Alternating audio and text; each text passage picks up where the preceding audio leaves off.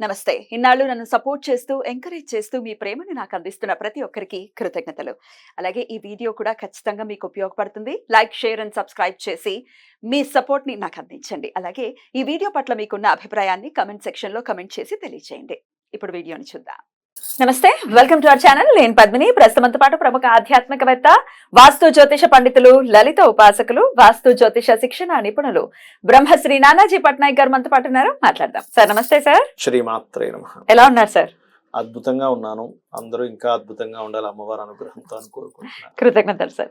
Sir, రేపు గురువారం శ్రావణ బహుళపక్ష ఏకాదశి, దీనినే ఆనంద ఏకాదశి లేదా అజ ఏకాదశి అని పిలుస్తారని చదవడం జరిగింది.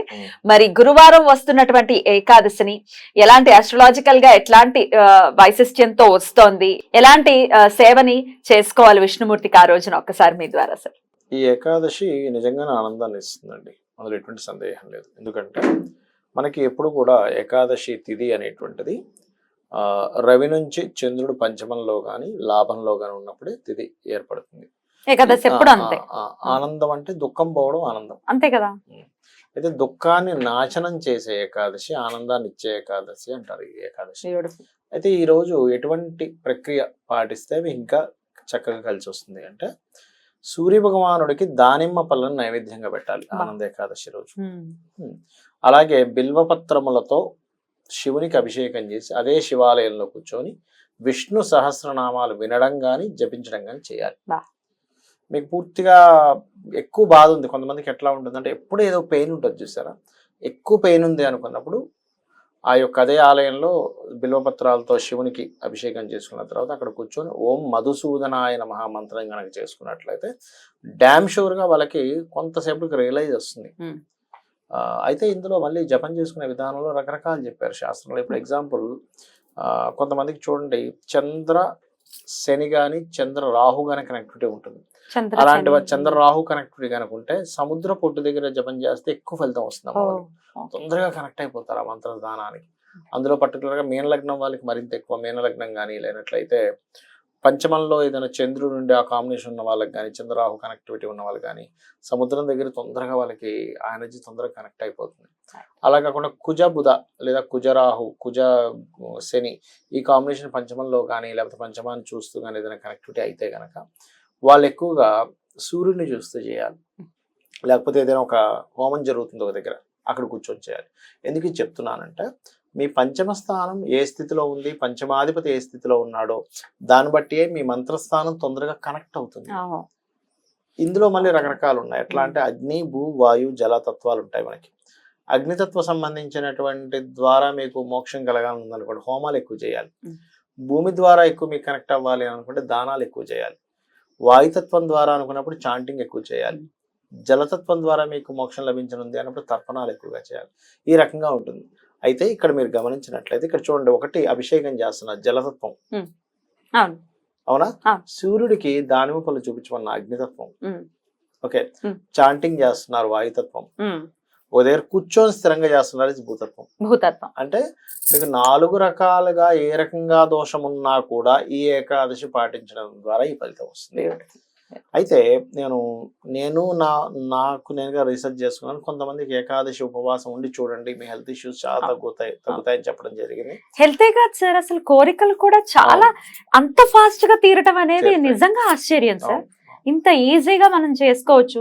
ఏవేవో చేసేస్తున్నాం, రావట్లేదండి అనటం కంటే ఏకాదశులను ఆశ్రయించడం హ్యాపీ. అంటే మెయిన్ గా కోరిక తీరడం కంటే కూడా నేను అబ్జర్వ్ చేసింది ఏంటంటే, మనం ఏ కోరిక ఎలిజిబుల్ అనే జ్ఞానం మనకు వస్తుంది. First point number 1. అంటే చిన్న ఎగ్జాంపుల్, ఇప్పుడు నేను మంగళయాన్ లాగా వెళ్ళిపోవాలంటే ఎట్లా పాసిబుల్? అది కుజ మీదకి వెళ్ళిపోవాలంటే దానికి తగ్గట్టుగా ఓ 20 ఏళ్ళ నుంచో దానికి సంబంధించి చదవాలి, దాని ప్రయత్నాలు చేయాలి, రకరకాలుగా చేస్తే అప్పుడు నువ్వు అక్కడికి ఎలిజిబుల్. అంతే కదా. అలాంటిది నీ కర్మ ఏం చేసావో తెలియదు. పూర్వజన్మల్లో ఎన్నో జన్మల కర్మలు అక్కడ స్టాక్ లో పడి ఉంటాయి. బట్ అన్నిటిని వద్దనుకొని చిన్న ఇలా చేసే కానీ వెంటనే నీకు ఫలితం రావాలంటే ఎక్కడి నుంచి వస్తుంది? అది ఆలోచించాలి ఫస్ట్ మనం. అయితే ఒకటి, ధర్మబద్ధమైనటువంటి కోరికలు ఉన్నాయి మనిషికి.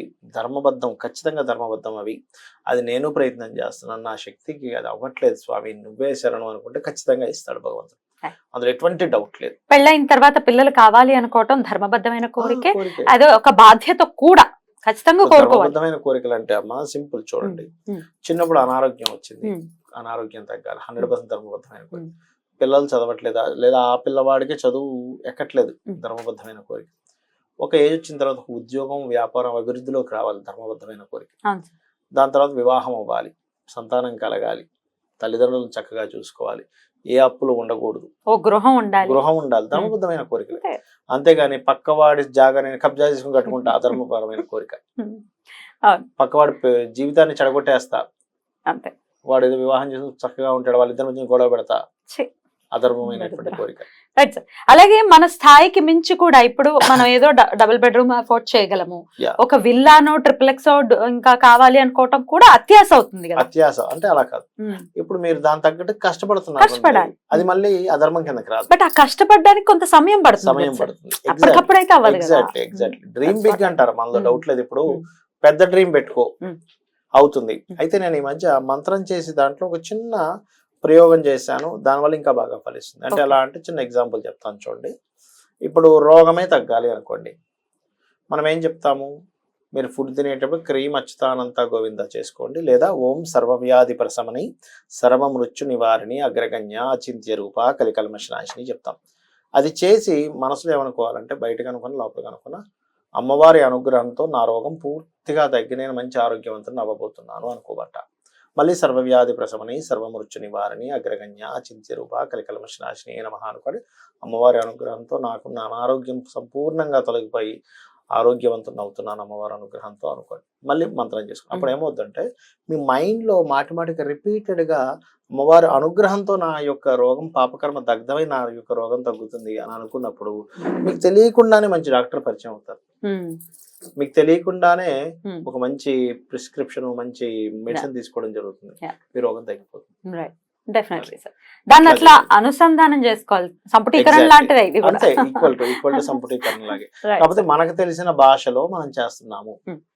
ఇప్పుడు చూడండి, ఏదైనా ఒక దిగులు, అమ్మో అలా అయిపోతున్నాము, అలా అయిపోతుంది, దిగులు అయిపోదా మనిషి, లేదా నాకు వస్తుంది, నాకు అది వస్తుంది అని ఆశతో ఉంటే ఎనర్జెటిక్ గా ఉంటాడు. అలా ఏంటంటే నేను అబ్జర్వ్ చేశా, ఎందుకు కొంతమందికి పని చేస్తే పని చేయట్లేదని, ఇలా చేసుకొని చూడండి అమ్మా అన్నప్పుడు రిజల్ట్ వచ్చింది. అందుకే వాళ్ళు చెప్తున్నాను. తప్పకుండా సార్, తప్పకుండా చేసుకుందాం. అలాగే ఉపవాస ఖచ్చితంగా ఉండాలి. ఉపవాసమే మెయిన్ అమ్మా ఇక్కడ. మీకు హెల్త్ బాగుపడాలి, పాపము దగ్ధం అవ్వాలి అంటే ఏకాదశి ఉపవాసం ఖచ్చితంగా చేయాలి. రెండవది, ఎవరు ఉపవాసం చేయాలంటే వాళ్ళ పంచమ స్థానం పాడైంది, 6వ స్థానం బాగా పాడైనప్పుడు, 6వ స్థానం ఏ గ్రహం ద్వారా పాడైందో వాళ్ళు ఒంటిపూట చేయాలి. ఇది ఏకాదశి రోజు కాదు, ఆ వారం రోజు.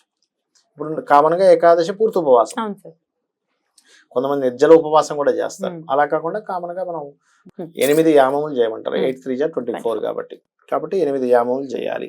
అంటే 24 గంటలు ఉండాలి. అలా కాకుండా నేననేది ఏంటంటే, మీకు ఒక పాప సంబంధించిన కర్మ బలంగా ఉంది, 6వ స్థానంలో పాప సంబంధించినవి ఎక్కువగా అయ్యాయి, పంచమ స్థానం కూడా ఆ రకంగా డ్యామేజ్ అయినప్పుడు ఈ రెండిట్లో ఏదైనా ఒక భావం తీసుకొని, ఆ గ్రహం ఎవరైతే అయ్యారో అంటే సూర్యుడు అయ్యాడు, నువ్వు దుఃఖాన్ని క్రియేట్ చేసుకుంటున్నావు. కరెక్ట్. డబ్బు కావాలి, లేదు, దుఃఖం వచ్చేసింది. బంగారం కావాలి, లేదు, వచ్చేసింది. కరెక్టే సార్. ఏవి ఎక్స్పెక్ట్ చేయకపోతే డెఫినెట్ గా ఆనందమే. రైట్ సార్, చాలా బ్యూటిఫుల్ గా ఎక్స్ప్లెయిన్ చేశారు. Thank you so very much sir. నమస్తే.